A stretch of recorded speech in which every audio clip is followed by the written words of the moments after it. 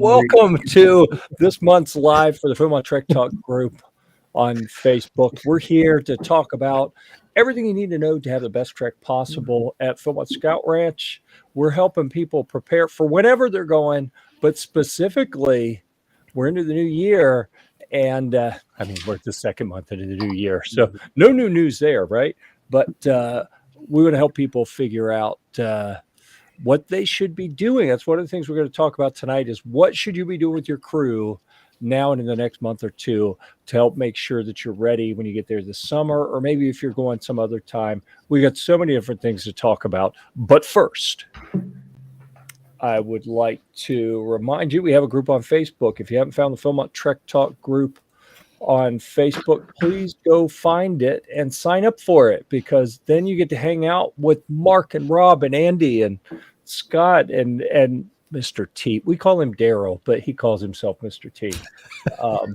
Or people call him that, whatever. So anyhow, go find the group if you hadn't found it yet, and sign up, say hi to people. A reminder I was going to say a reminder for anyone watching. We just started. People hadn't joined yet. So we are recording this live.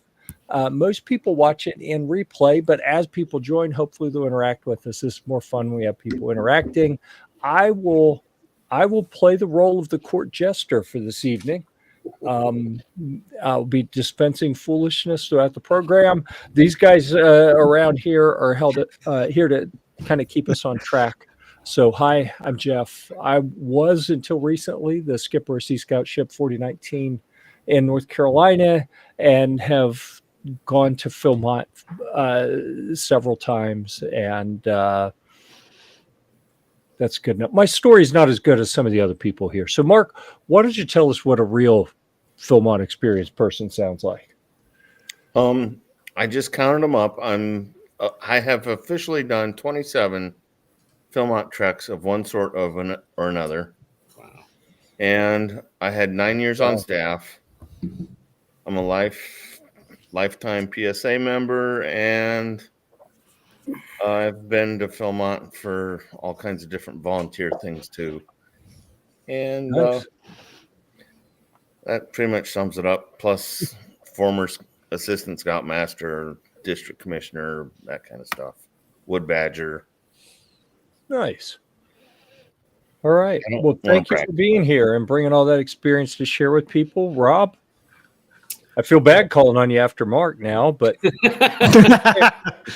well, it'll be all downhill from here. So, Rob Smith from Greater St. Louis Area Council. They put the GSLAC people on this one side of the screen, looks like. So, I'm with Troop 85 in O'Fallon, Illinois. I also run highadventurescouting.com sometimes when I have time, when I'm not traveling. So, and I am a reluctant cub master of Pack 85. Wow. Yeah, not reluctant. So that's it. Home of the famous Joe Sodawasser. Yeah. Darrel's waiting for someone to introduce him. No, I'm done. There's no introduction, but I like your comment about recording live. Yeah. How else do you record? Darrel Tadsen from Greater St. Louis Area Council.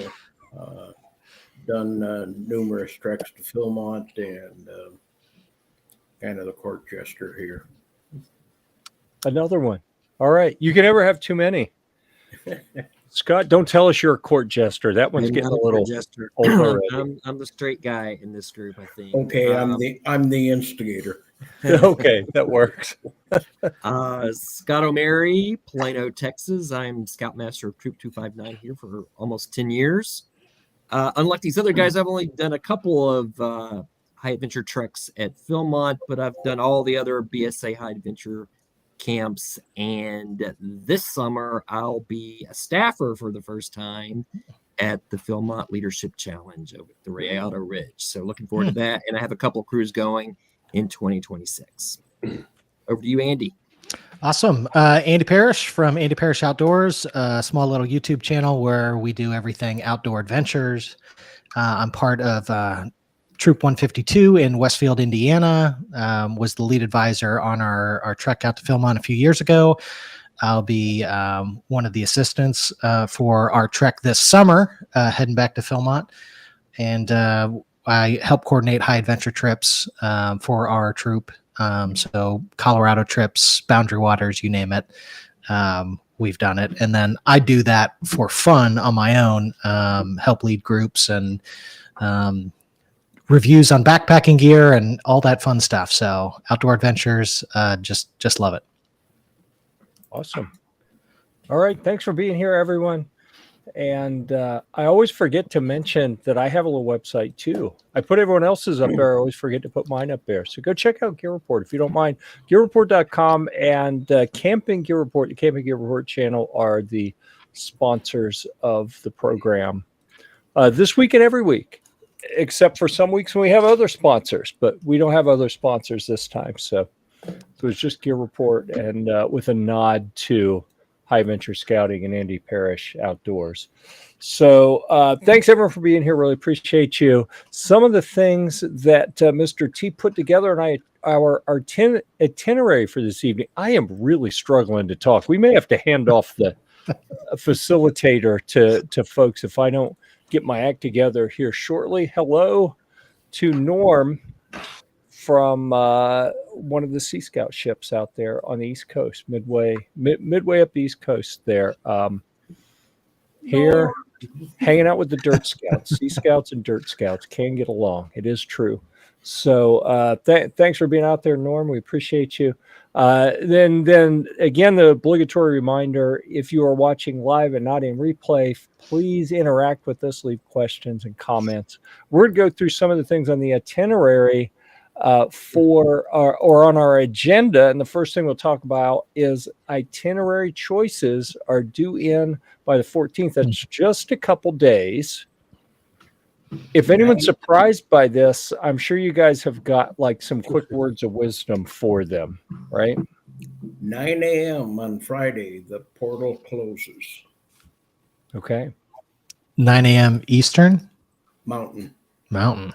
Good to know. Yeah. From what I understand,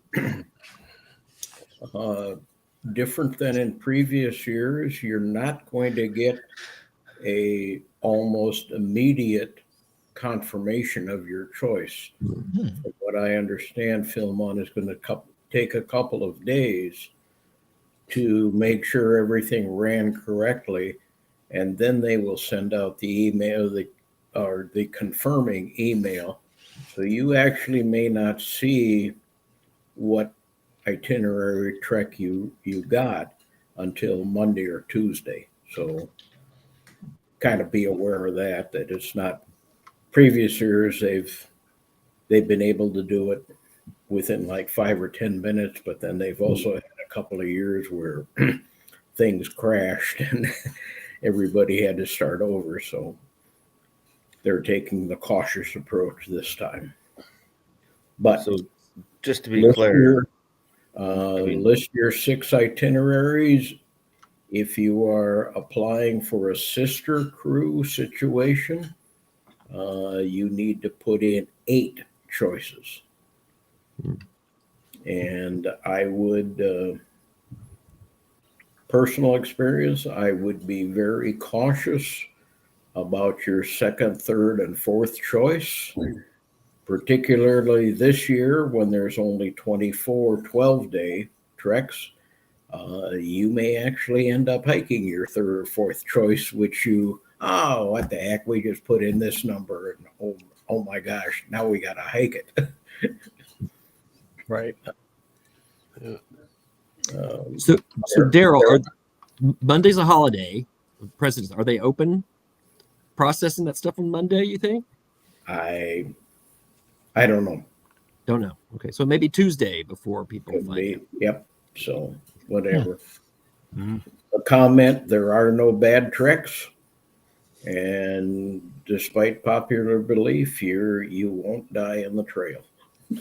Probably. Yeah. Most likely. Challenge accepted. You may feel like it, but Yeah.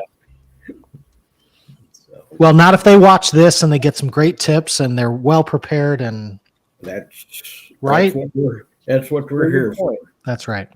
Yeah. So if you don't pick a trek by the deadline, you get what's left over? I believe so. And You're just locked out. You will probably have to call Philmont and, explain to them that you missed the lottery or you chose not to get in it. And for your trek date, June the 15th or whatever, what itineraries are left. That sounds fun. Roll the dice. Roll the dice. Well, that could be a good way to avoid the arguments and negotiations within the crew. The guy will just take whatever, And I've also heard one individual who chose not to get in the lottery, made the phone call and said, we would like this particular itinerary. What dates are open? Oh, wow. That's a different way to do it. Well, yeah, that's a good way to think about it. But then you gotta, at this point you should probably have travel arrangements pretty well in place. Yep. Made. Parents are taking or adults are taking time off of work. Yeah. That I would not recommend that approach both personally, and I would suspect Philmont would not appreciate a multitude of people doing that. I think one crew doing that here and there can maybe get away with it. If it becomes common practice, the whole thing falls apart. Yeah. For a few, everybody will suffer. Yeah. I would That's think been a you'd have to have a recurring theme. very flexible crew to even attempt something like that. Yeah, really. Now, Okay. That particular situation happened about 5 or 6 years ago, so I don't know if they're still open to that or not. But Yeah. I would. So if your tires are slashed in the morning, I'm sure it's someone from the administration building that has been dispatched to silence you so that you don't drop ideas like that on crews anymore. Or they would never do that. No. I completely take that back. They don't go to St. Charles. It's okay. Yeah, there'd be a long way to go to intimidate someone. Yeah. My crew may be just canceled. Yeah.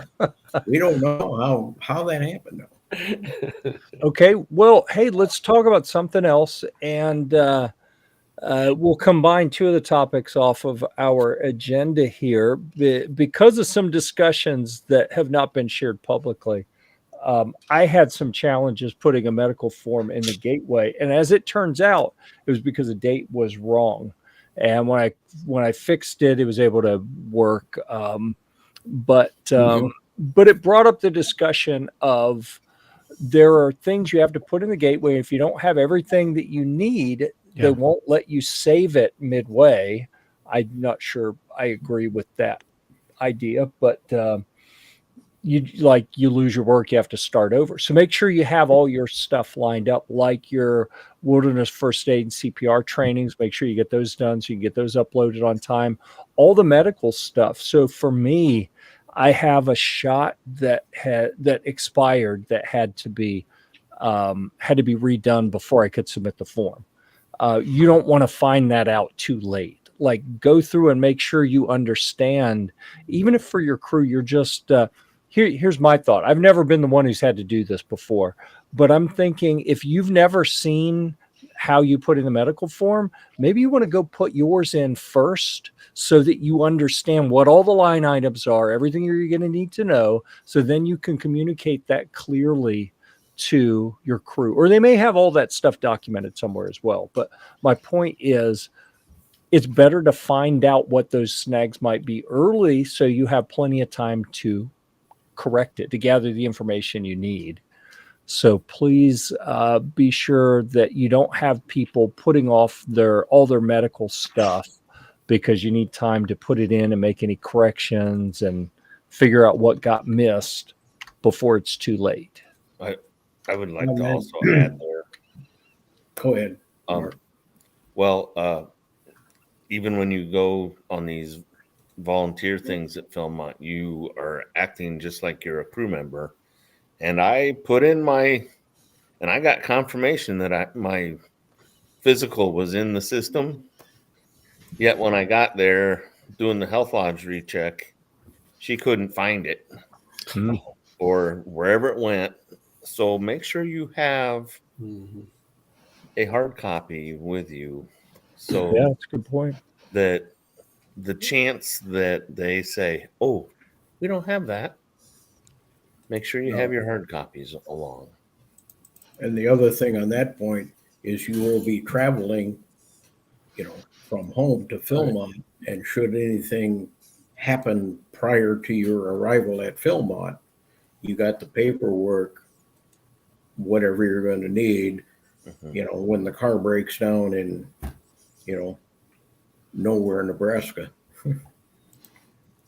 The other thing on the data that you put in, Jeff, one of my advisors found out that they are doing a lot of cross-checking.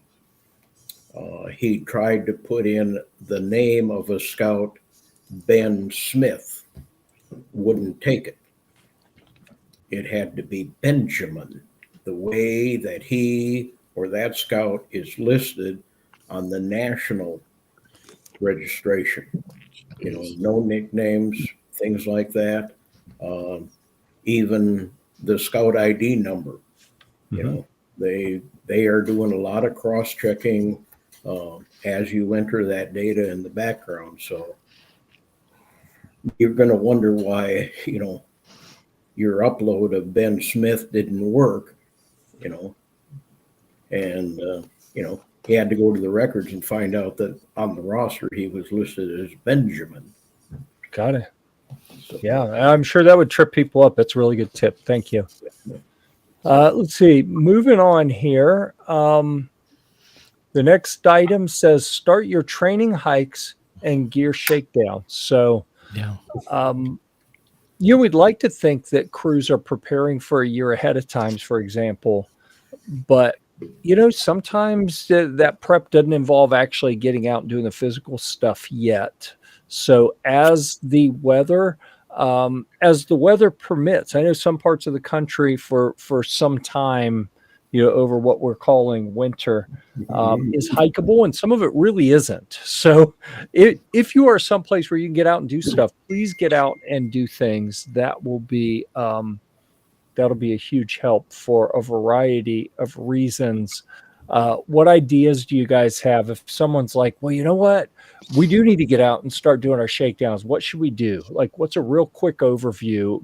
Toss some quick ideas out for people. Make it easy for them. Hey, Jeff, just for the listeners, I think we're talking about the 2025 treks when you're mentioning We it's are. not the 2026 treks. And they may have a little different pattern at this point. Yep. True. Agreed. Well, Pack your pack. Probably start out with some lighter weight in your pack. Don't put the final weight on your first trek, but build up the weight. Carry what you're planning to carry at Philmont. Comment. Take your tent when you stop for and actually practice setting up and taking down your tents, your campsite. Maybe while you stop for lunch, That's a brilliant idea. Make sure everybody knows how to operate those tents that you're going to use. I know those that use the tents from Philmont, may be at a somewhat disadvantage, but, do what you can to stimulate as much of the real world that you're going to see out there. One thing that a crew, I think it was Sal, was saying, he went to Dollar General or something and bought like a 8 or 10-inch beach ball and said, okay, now that you got all your clothes and your gear packed, put this in there because this is going to be approximately the food that you got to carry. Yeah. Ooh, I can't get that in my pack. Yeah, on the seminar, the Philmont seminar that they just did, that's put out from the official Zoom and YouTube page, they actually mentioned the size of a basketball. You know, we recommend, can you fit a basketball in your pack after all of your personal gear is in there? And that's to replicate the crew gear that you're going to get, or the Philmont food, or all the above. So, you know, I thought that was a great example of just something that's tangible that somebody can, oh, okay, I understand the size of that. It's real easy, rather than saying, oh, make sure you have 20 liters in your pack that's spare. The size of a basketball that drives the phone home real quick. So we're doing a lot of this stage is the kind of the physical fitness stuff. I think a lot of the dads, the adults are working on that kind of stuff. Most of the boys on our trek are athletes, so they're doing a lot of stuff. Even right now, winter training for different sports. Those that aren't, we are talking about making sure they're doing enough physical fitness, whether it's getting on a treadmill. It's tough here in Indiana. The snow just melted and we've got a winter storm coming tomorrow, so it'll probably be back. So it's hard to get outside and run or do those kind of things. So whether it's going to the gym or finding a basketball court or somewhere, just get some physical activity, do those kind of things. And then we do our first shakedown hike will be at the end of March. So we're doing, before then, we'll do kind of a gear shakedown night as a troop, where we'll just go through everybody's gear for that upcoming shakedown hike and just kind of see where people are. So that'll be the first go round of then doing an overnighter, getting used to the replicating as much as we can with the Philmont cooking method and all that kind of stuff. That's kind of difficult to replicate, but can be done. And then we'll have 2 or 3 different shakedown hikes kind of along the way. So right now is, kind of the physical fitness and, watch your diet and get your exercise and try and get yourself in as good a shape as you possibly can as we get closer to warmer weather, where we can really then get outdoors and test all that stuff. So kudos to all those troops out there that are posting pictures and things like that all over the place, out in snowy environments in Michigan and Massachusetts. I've been seeing a bunch of that kind of stuff in the group. So it's really nice to see. Doesn't matter the weather, they're getting out there and they're doing it. So kudos to them. And I like there's a mother and son that posts quite often. They're doing steps in a or a building, parking garage. Yeah. Well, parking garage is a really great idea, especially if you have winter weather.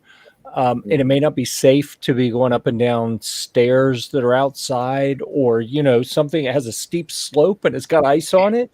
Yeah. But the stairs in that parking deck, or in a building, if there's a stairwell that you can go up and down without, security and detaining you or asking you to leave, then that can be a great way. An indoor stadium, a lot of schools will let if they have a facility with bleachers, we'll let people do that, and some of those are indoors. Also, the parking garages, make sure it's safe, but actually walk the parking ramps, the slopes, to get to the slopes, so you get it uphill, downhill. Make sure it's safe and all of that, but get off the steps and just get an incline. You'd have to find one at like an office building or something on a weekend, or where Right. Really... there's a lot of safety issues that need to be taken into account for that, but if done properly, I think it could be very effective. Mm-hmm. And outside of the shakedown hikes, your crews could be doing something like a cope course or something, and working on team dynamics that you'll definitely run into some challenges on that out on the trail as well. So be prepared mentally and physically for sure. One of your shakedown hikes, I would recommend be an overnight. Oh yeah. Getting the experience of putting up, taking down tents, cooking, Bear bags. Yep. Bear bags. We actually always did 2 shakedowns, one a one-nighter and one a two-nighter, and just get ready for it. I'm curious, is there a list in your councils of any scout camps that might have some Philmont style campsites set up that the crews might use to get their training? I know we have a couple here in my area. I don't think they're well advertised, but it'd be nice Got to have everything in direct Texas, list. you know. I mean, Texas is a wonderland.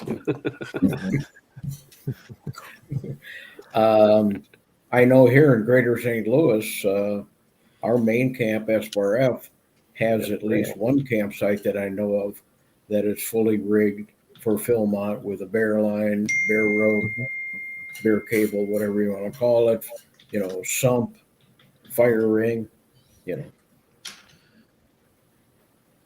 Yep. Another item coming back to what you mentioned earlier, Jeff, about getting physicals in and so forth. Get that wilderness first aid CPR training done. Most of those classes by now are probably filled up. Yeah. Reminder that 3 adults over 21 are required this year, and 3 people must have wilderness first aid and CPR. They don't have to be adults. They can be adult or youth. Yeah. Oh, so I put one of Norm's comments back on the screen here because I sent Norm an email a couple weeks ago. Said, hey, I only got a WFA certificate this last time because he ran the event where I have been renewed the past few times, and so I don't see the CPR. Can you talk to the instructor? And he said, look at the certificate. We consolidated. It's all on one. So I don't know if that's a nationwide thing or just something that they're doing when they do it. But so REI got out of that business. Yeah. REI got out of that training business. And you know, when they did, I went and looked up what is acceptable for Scouting America for wilderness first aid to meet that requirement. And there's actually a very lengthy list of different organizations that offer courses that they find acceptable, as well as 2 or 3 different healthcare provider titles that, like, if you do this for a living, then we just say you're good, that kind of thing. So certainly understand that. I got hung up a few years ago and started to panic a little because my council, where I had done it before, it was all full up, which was a little annoying to me because there were half of the people in there weren't even planning on going anywhere. It's just like, oh, I'm just going to take it again. I don't even need it till next year. I'm just going to take it again. And I'm like, you're clogging up the class for people who need it. Oh my gosh. Yeah. So good on him for doing it. But I was freaked out because I thought that it had to be something like through, at the time, BSA. Well, it doesn't. There are a long list of other providers that can do it. I noticed NOC here in North Carolina, the Nantahala Outdoor Company does river guide trips down the Nantahala River and a whole bunch of other things. They have a retail store. They are offering classes like every month in 3 different places. Like I think one's at their main facility and somewhere else in North Carolina, and I think even in Atlanta. So there are places all around the country who are doing things like that. Or if you don't mind, the NOC is a great place to stop off when you're going through the AT too. Yeah, it's a nice facility. So yeah, it's a heck of a facility, or at least it was. I haven't been there in a long time, but. Or if you don't mind being around, see, this is going to sound bad. I can't even say it. You could go visit Sal in Tampa and Suncoast Wilderness First Aid. I was going to make fun of vegetarians. That's all I was going to do. And then I was like, no, that would be mean. When really I just want to make fun of Sal because he's not here to defend himself. And that's how I roll. So Jeff, in my defense, I took the class. I didn't need it, but I could have a adult advisor keel over any minute and I get a free trip to the Bahamas. Be prepared. Be prepared. That's a good point. Be prepared. Yep. I've heard that. That's a pretty cool saying you got there. Let's see. Also on the list, if you have not polled your crew yet, and that doesn't mean that's not time to poll, there's no whipping or lashings or anything. I'm talking about ask everyone on your crew, do you have allergy issues or dietary restrictions, anything that might impact your trip? And I'd say, especially with teens, like ask the probing questions. Don't just ask it and then you get out there and halfway through your trek they swell up and it's like, oh, well, I didn't think that would matter. Well, no, I thought you meant, am I allergic to something else? I'm like, ask the questions, make sure you know ahead of time, especially, dietary. Yep. You can't just put it on a form, I'm allergic to peanuts, and then Philmont takes care of you. No.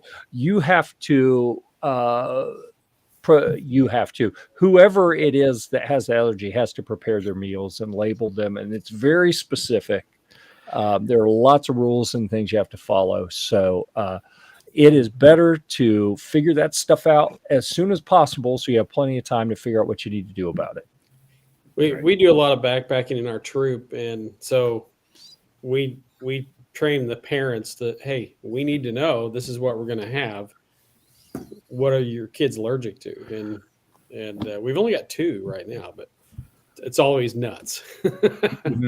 Nuts. I They think just bring their own stuff and it works out. But I think that's a parent thing. I'm not sure the kids know what they're allergic to. But yeah, and I think Philmont addressed that in the last prep seminar they had about getting that stuff in and how to prepare for it. And I think the big thing is that they plan by May 1 to have the menus and ingredients out, so you can see what does and doesn't work for you or that individual who has issues. And the big question is, no, there is no discount for the food that you have to bring. or the meals that you're not going to be. Yeah, I guess people do get bent about that sometimes. And they did also say in the meantime, they do have last year's menu posted on the website. So you can go look at exactly what each day, how they break it down. They have day 1 through 10, and then they just repeat. So you can go look up their 10-day menu from last year. So if you're doing prep hikes or whatnot, and you want to, recreate that as best you can go pull that old menu. And they said there might be a couple little changes, but it'll be close enough to what 2025 is going to look like, but they won't post those until May. Yeah, that's good to know. Excellent.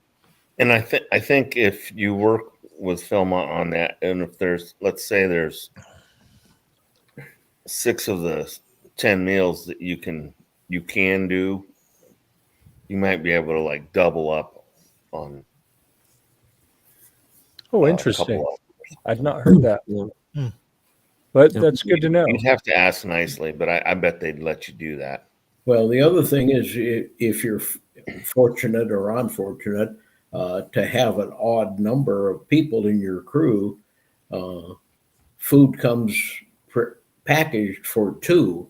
So you might be able to find in that extra meal something that the person with restrictions might be able to eat. Right. Yep. I ended up pairing up with a crewmate that couldn't eat pork. I couldn't eat peanuts, and I ate a lot of pork that trip. Wow. I miss the good old days when there were packages for 4, and you'd always shoot for that crew of 9 people. Yeah. Yeah. Gotcha. So on the screen, you see the official PhilmontScoutRanch.org Phil Prep seminar page. And you can see the blue ones are the ones I've already done. You can scroll down to that little green link and watch them again if you've not seen them yet. I've seen several of them. I missed a couple because I was not available. I did not see food and cooking on the 5th, but I see we still have an opportunity on the 19th to see individual treks, which that's going to be all right. What is it? Rocks Rocks, and Gray Auto, OA Trail Crew, Ranch hands. Ranch Hands. Yeah. Ranch Hands the only one I care about because everyone. I got to get to where people can see me again here. Let me see. Let me get rid of that. Everybody wants to be a Ranch wrangler. I Hand. know. Yeah, that's just fun to me. But yeah, that'll be the next one, and then base camp stuff on the 19th, and then last minute things for April. So that'll be good. So let me get this off the screen. We don't need to keep that up there. Yep. And Jeff, while you're mentioning that, I'm going to put in my little plug, being a member of the PSA Scholarship Committee, that we offer scholarships for those youth individual treks. There's a link right on Philmont's website there to go to the PSA site and get the form to fill out for those individual treks. Right. So if you have a scout that wants to do something like that, you can still sign up and do it this summer. Yep. The deadline, I think, is March 31st. And as an addition this year, and this is something I just recently learned, if you're a parent or a scout leader and you're at the training center and you're bringing along one of your younger scouts, say cub age, there's scholarships that you can bring them along and they can join in the activities over there. Huh. Well, that's cool. The training center is really doing a lot more to try to make, I don't want to put words in their mouth, but they seem to be trying to make scouting more accessible to families. Like if part of the family's there, they want to have some things for the other people to do. Let's see. Oh, yeah. Lots of peanuts last summer. I'm sure that caused some issues for some people. Let's see. I was looking for, I haven't found it yet. I'm going to keep looking here for the PSA site. Let's see, to share, since we're talking about other things as well. I'm going to put a plug in, and I'm not even sure if it's still available for people to sign up. Oh, we have not hit the registration deadline. If anyone would like to join me next month for Phil Break, the registration deadline, I'm going to be in week 2. If you want to come out the 15th to 22nd, I'm not sure if there are any slots available in that session. I think the last I heard a couple days ago, I think week 2 is full. Phil, who runs Phil Break, I thought he said that there was maybe a slot or two that had come and gone, and I don't know. But I'd heard week 2 was full before. I don't know if it still is or if anyone backed out, but week 1 had a couple slots available, it looked like. So that is like a week of working on stuff. In theory, we're going to be burning the slash piles that crews have been doing. When they do camper cons with the forest clearing stuff in the summer for all those crews that are building the piles of stuff, they let it sit and dry.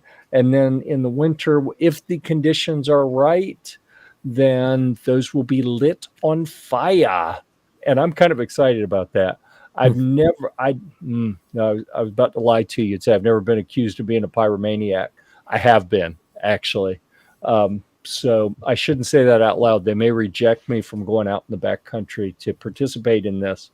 But that's a neat thing. And you can also look at the other stuff that they have on the Philmont site for off-season stuff, like non-summer stuff with the on adventure, the fly fishing, which, more tightly scheduled, the Leave No Trace, the Pass, the Philmont Advisor School, Winter Adventure, the different events they do for the sportsman stuff.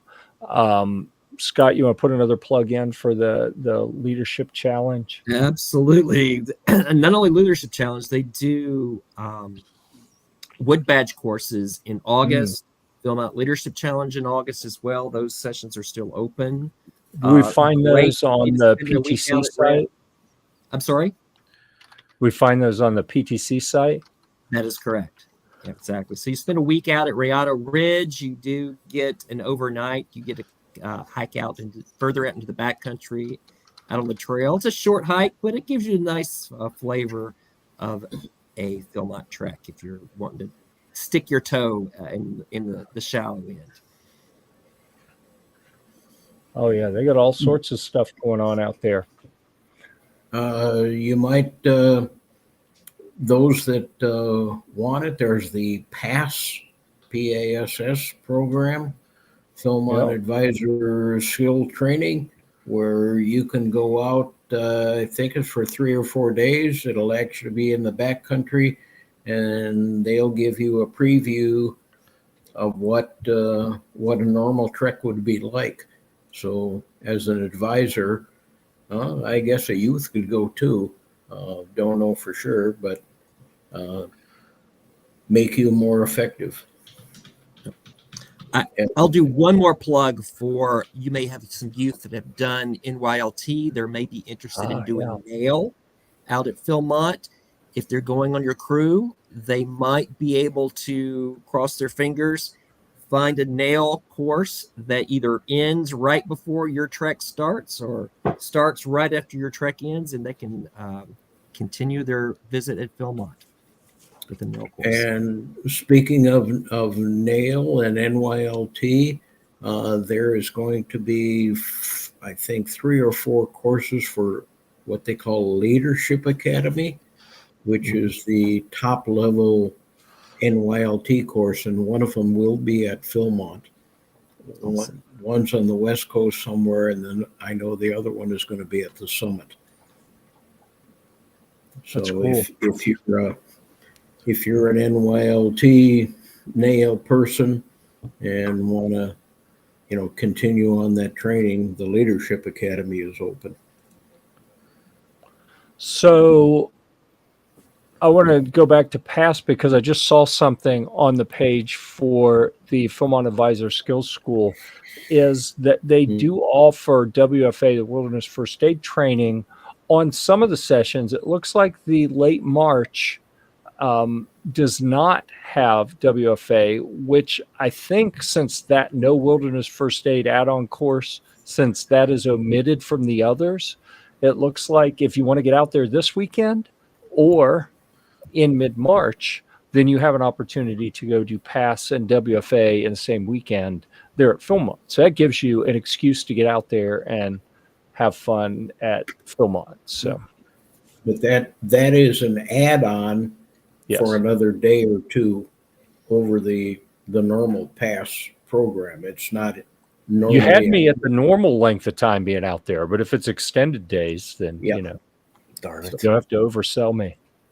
I already thought it was a good idea. All right.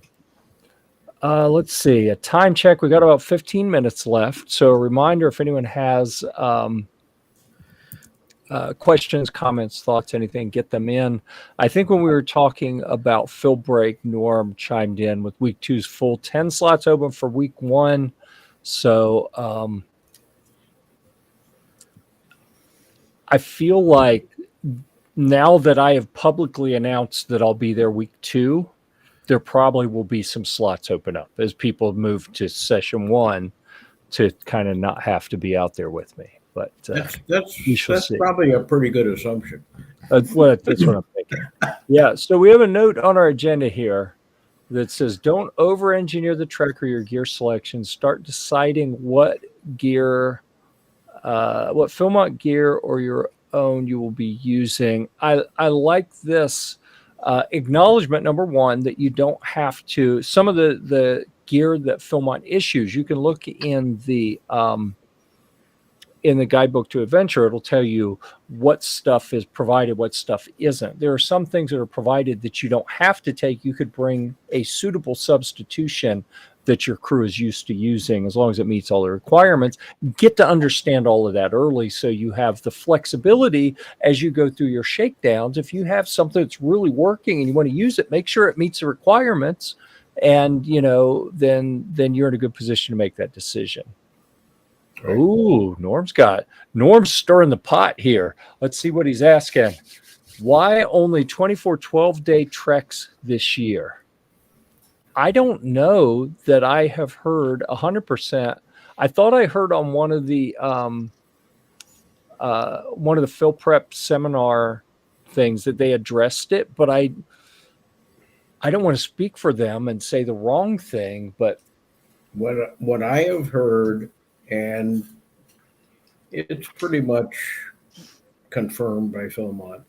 Over the last couple of years, they've inventoried their itineraries and how many people have chosen particular itineraries. They said last year there was some. I don't know if that's one or two, but there was actually some itineraries, and I'm speaking towards 12-day, that were not even chosen. wow. And I'm just going to pick a number. 1227 never got chose. Why are we offering it? And the year before, only 2 people took it. So, because, it just cuts down a little bit of their logistics issues that they have to do. Oh, sure. Why 24 became the magic number, I have no idea. But again, crews, maybe what was also explained, there were some itineraries that only 4 or 5 people chose. Right. So, well, and I think the trend that we have seen over the past few years is that the overall attendance at Philmont for summer treks has been trending down a little bit. So it would make sense that with all of the additional, the 7s, the 9s, the 12s, like they had geared up for running wide open. And since the number of people coming has been a little lower, then maybe it also makes sense to trim back a little. Yeah. Why 24 is magic number? I have no idea. Haven't heard that, but that fans of the TV show, I think. Yeah. And I'm not there's going to speak for Philmont. There's but only I think one it's the combination of the numbers are down this year, and they really revamped the treks because we're going to start pushing through the burn area again. right. So treks, and their resting places. So they really have kind of redone a lot of the treks.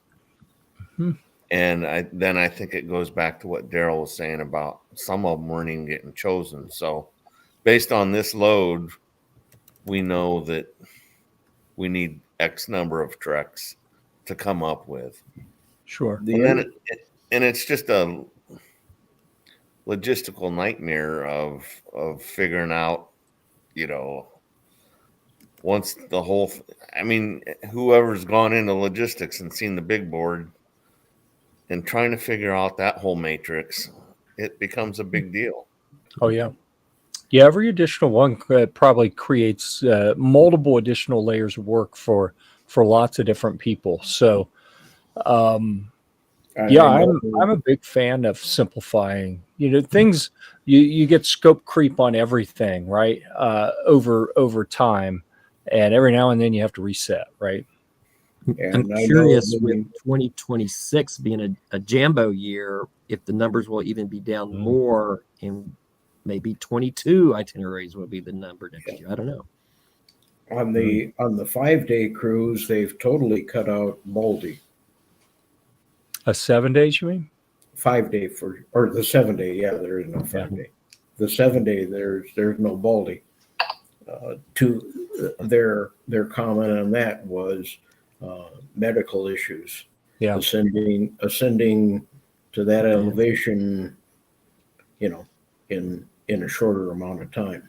Yep. Yeah. Interesting, on the 12-day itineraries, there's only one that does Baldy and hikes in, or does Baldy and stays at Tooth Ridge the final night.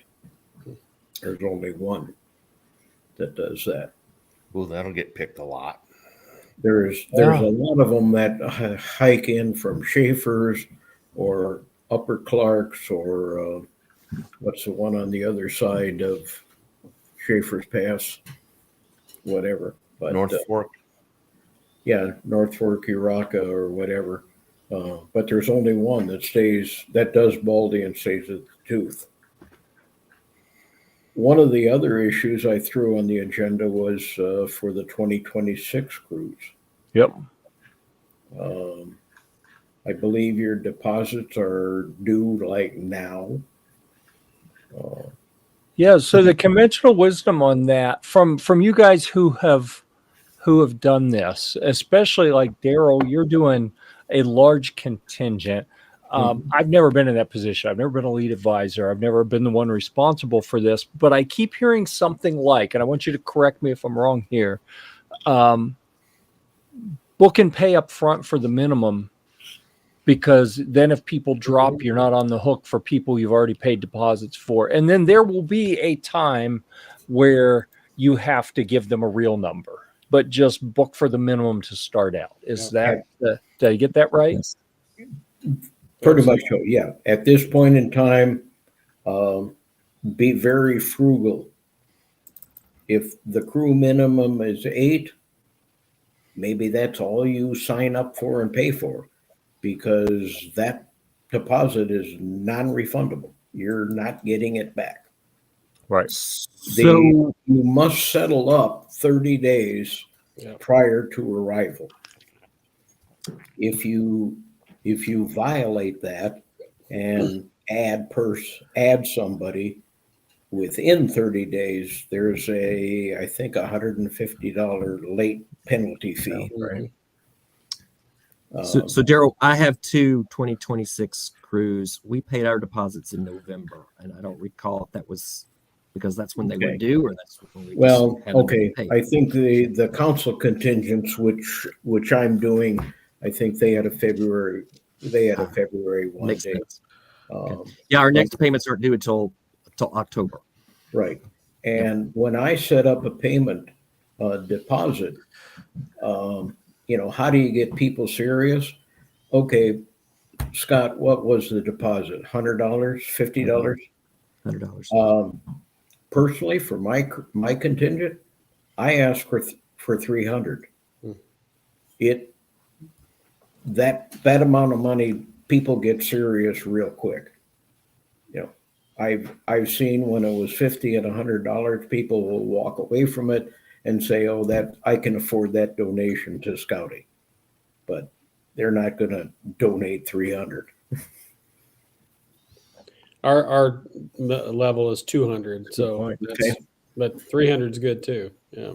Yeah, but and for the person coordinating it, being the tour guide or whatever, that extra money gives you, some cash to work with when you got to put down other deposits for bus or train or, whatever else you got to do, as opposed to financing it out of your own back pocket. I guess it depends on the contingency. I can see that. In our case, at the unit level, we actually have a waiting list, so we can afford to do with the $100 deposit, because if somebody drops out, we got somebody else wanting to take their place. And as far as being frugal, we're not really speaking out of school. If you look at what Philmont issues, they tell you to be prudent with what you reserve and pay for. Yeah. Yeah. All right. We're almost out of time. Any last minute questions? Get those in.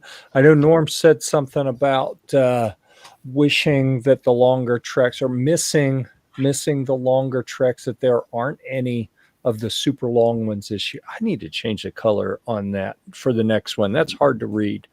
I think the longest trek for this year is less than 80 miles. It's like 77, whatever. Wow. That's a lot of miles. Well, I'll tell you what. Number 35 before was like 103. Oh my! As in my younger years, I wanted to push and do miles, whatever the max was. Let's do that, and then do some side hikes. And I've seen too many. I've seen too many adults on the trail that I feared weren't going to make it.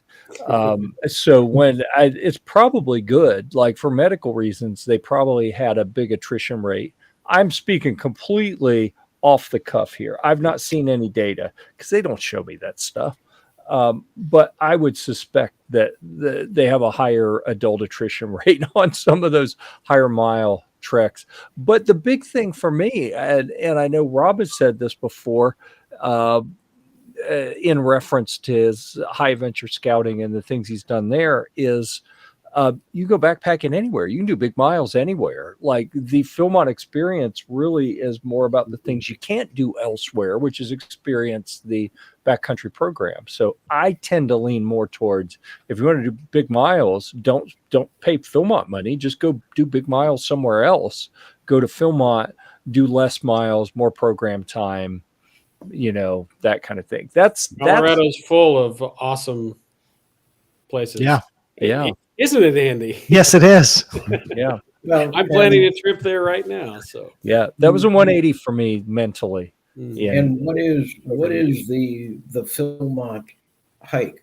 I mean, it is totally different than a through trail hike, and what does it afford? It affords the leadership opportunities. Yeah. That, just hiking miles and miles and miles doesn't necessarily give you. I mean, you got the day-to-day challenges of the program, and the crew doesn't get up on time, and we're late for this, and whatever. We come to a trail crossing. Which way do we go? Gotcha.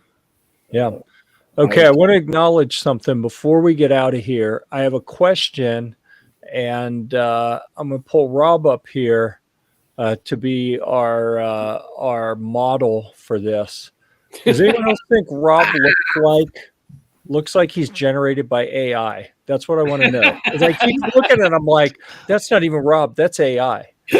You can just tell sometimes. That's what I'm seeing. I don't know. Hold up your fingers, Rob. Yeah. Count them. Yeah, I don't even know what to do. Right? Yeah. Anyhow, thanks everyone for being here. Really appreciate the panelists. Appreciate. I know you're just jealous of the hair, so it's okay. It's all right. I am. I'm super jealous. Yeah, I don't even try to hide it. Like I'm openly aggressive towards people with glorious hair because I used to have glorious hair. Employer, so they let me do whatever. So Jeff, I think he's pixelating to French Henry's cabin. Yes. You're just jealous of anybody with hair. That's exactly true. That's what I said. Yeah, I'm openly aggressive towards people with glorious hair because it's an affront to me. I mean, look at this. Yeah. I need a fan blowing now. Yeah, you do. Do the Fabio thing, but don't ride the roller coaster and then take a bird to the face like he did. That's a decades old reference. I apologize. I guess that's why Andy always wears a hat. I don't know.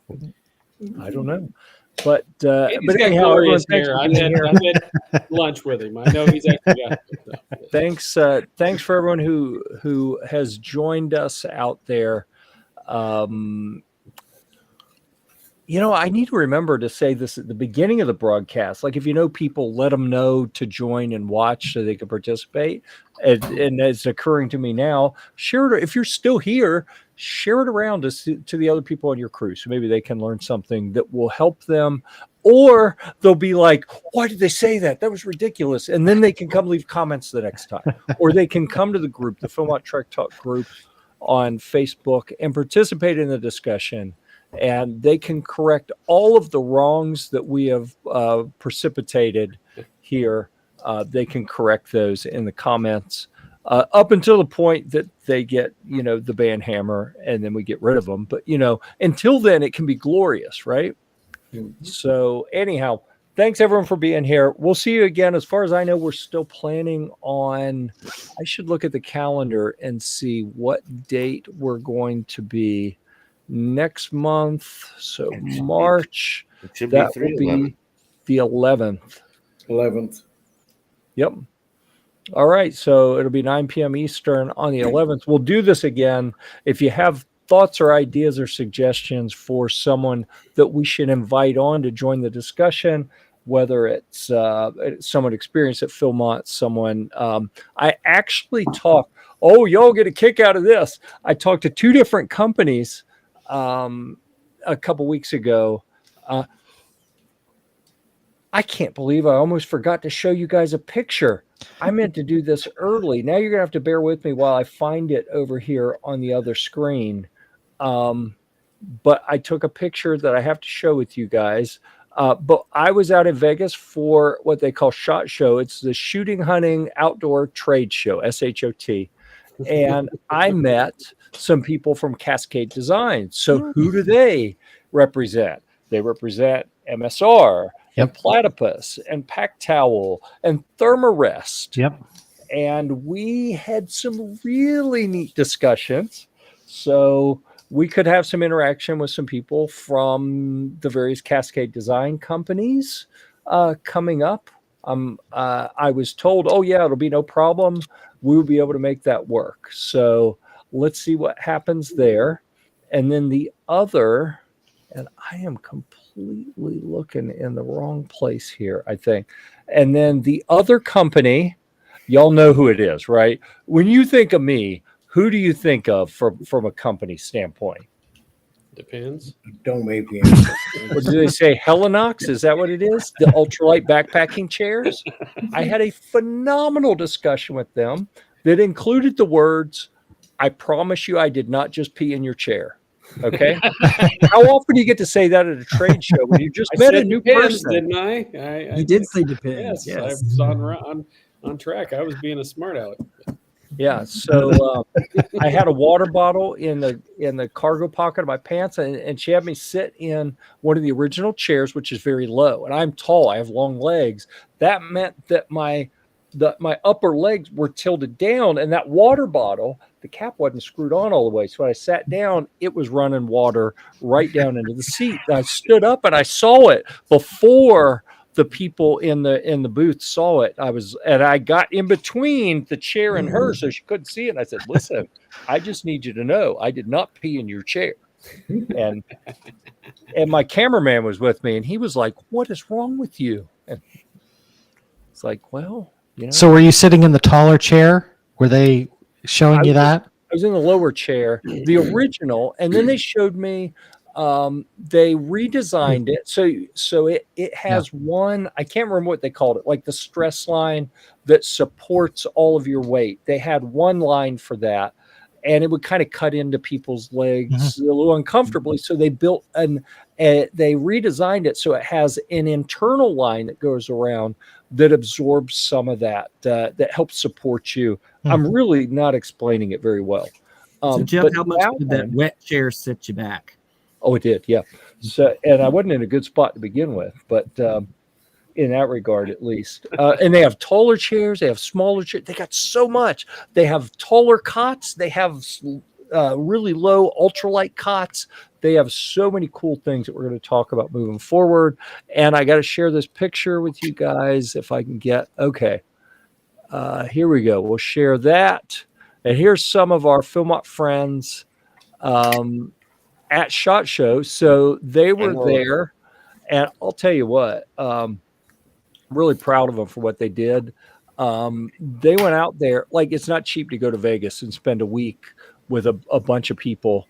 So they took a risk, right? Like financially, they took a risk that they were going to be able to make enough deals with companies, get enough donations and partnerships and things that it, made financial sense. And from what I heard, when I ran into them here, that was like maybe, was it Thursday? Maybe Thursday morning, early Thursday morning. So it was Tuesday, Wednesday, Thursday, Friday. And whenever I saw them early in the morning, halfway through the show, they had already like completely blown it out of the water. Like this was a no-brainer. They are saving people so much money through the deals that they worked out at this show. I was really proud of them for that. So, and I know, obviously they're a little sensitive, right? As an organization that charges people, you know, they don't want anyone to think we're just sending people to go party in Vegas. I tried to get them to party. They wouldn't do it. They're like, no, we're in business meetings all the time. They wouldn't. I invited them to parties. They wouldn't do it. So that they probably were afraid to. I have a reputation. Like I'm sure they were afraid to party with me. But anyhow, I was proud of what they did to save some money for all the people who have to pay for everything at Philmont. They really secured a lot of donations and partnerships with brands that are going to benefit the ranch for years. So good on them. Awesome. And we've gone over, so I apologize for that. All right, I shared. If anyone needed that, okay. With that, anyone else have anything you want to talk about? Are we good? I think we're ready to shut it down. Is anybody not ready? Hi, Con. Hi, Con.